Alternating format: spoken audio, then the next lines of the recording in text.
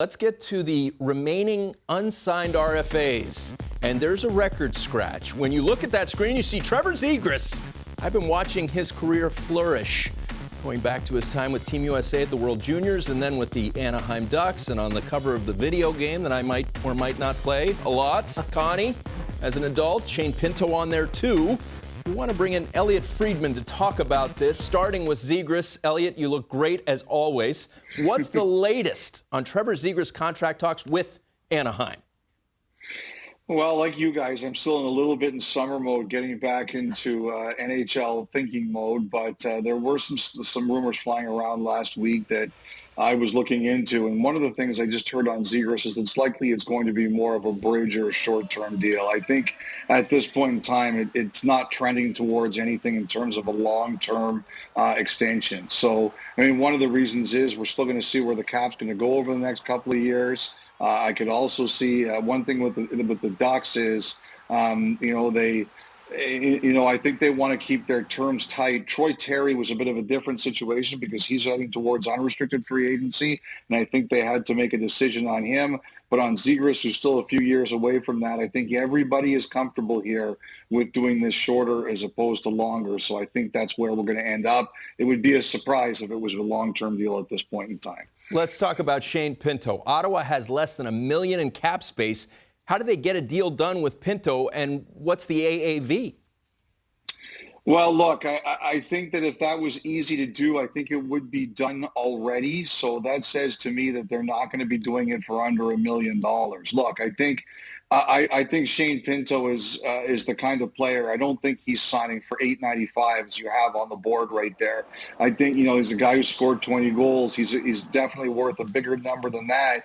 And if you take a look at some of the contracts that have been signed somewhere, his comparables he's very comparable to some players who signed for higher numbers. So I think what we're waiting here is what is Ottawa going to do around him? Not so much in terms of Pinto, but maybe making a move to free up something that gives Pinto a bigger number. Because I don't think he's going to be signing for $900K. I think the Senators are well aware of that. And I think they're trying to create some flexibility to go out and say, okay, make a move that frees up some salary and also puts the Pinto closer to where he should be in the $2.5 million range, I guess. That's my opinion.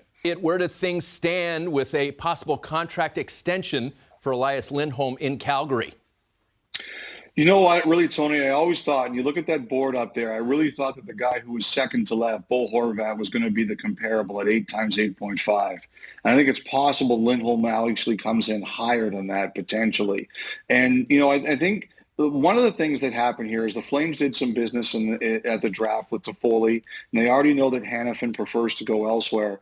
But I think with Lindholm, they were prepared to give him the summer to kind of think and sort things out emotionally and see how he felt. Lindholm just told the Swedish paper that he's happy to stay there.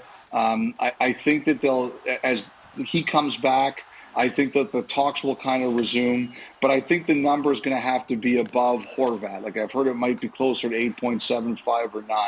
So I think Calgary and Lindholm will have these conversations. I think they want to keep him.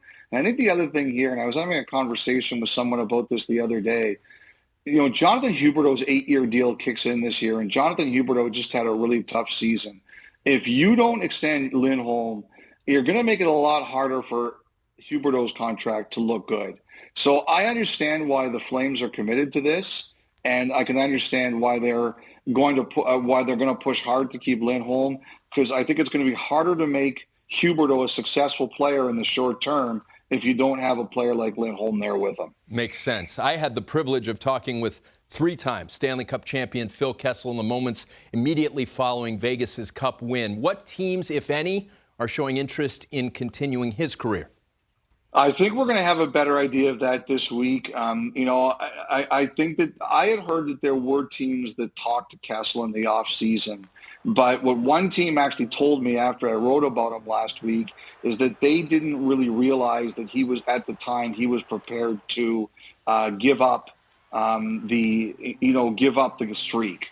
Because, those are really challenging things to deal with for teams. If you want to take a player out and he's not on board, it's led to some big internal blow-ups. So teams weren't crazy about that. I think now that he's let it be known that he is willing, I think the interest grew. I think the other thing too here, Tony, is our team's going to want Kessel to say, okay, come in on a PTO. Because I think what Kessel's hope is to come in on a one-year deal with bonuses. Because now that he's eligible for an over 35 contract, his bonuses can kick into next year, which is important at a time where teams are really cap strapped. So I think now over the next week or so, we're going to find out who's serious about signing him and who would rather be a PTO, and what does Kessel think about all of this? We know how seriously you take your job, so this question I've been waiting to ask all day long. What was your biggest takeaway from the European media tour other than the bars being open late? Take it away. I got to tell you, they weren't open late enough, Tony. I was disappointed in some places. First of all, it's been almost 20 years since I've been to Sweden. I missed it. Like, it's a beautiful, beautiful country. I mean, look, I'll say this. The thing is, there were a lot of young players, guys like J.J. Moser, Martin Necas, I really hadn't had a chance to meet yet.